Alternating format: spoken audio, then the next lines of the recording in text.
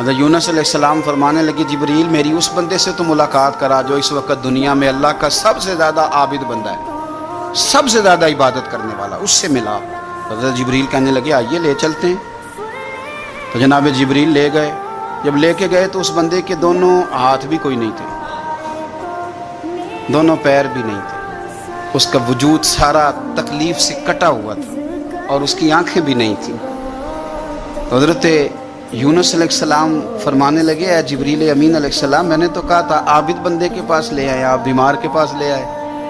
کہا یہ وہ بندہ ہے جس کو اللہ تعالیٰ نے سب سے زیادہ عبادت کرنے والوں میں لکھا ہے، ذرا آئیے اس سے بات کرتے ہیں۔ گفتگو شروع ہوئی۔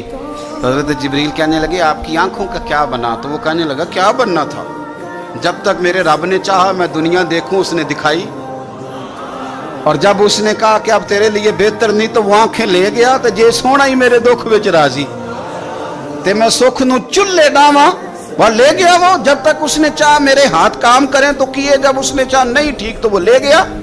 جب اس نے چاہا میرے پیر چلیں تو پیر چلتے رہے، لیکن اب رب بھی چاہتا ہے نہ چلے، تو اگر وہ چاہتا ہے نہیں چلے تو ٹھیک ہے، ہم بھی چاہتے ہیں نہ ہی چلے۔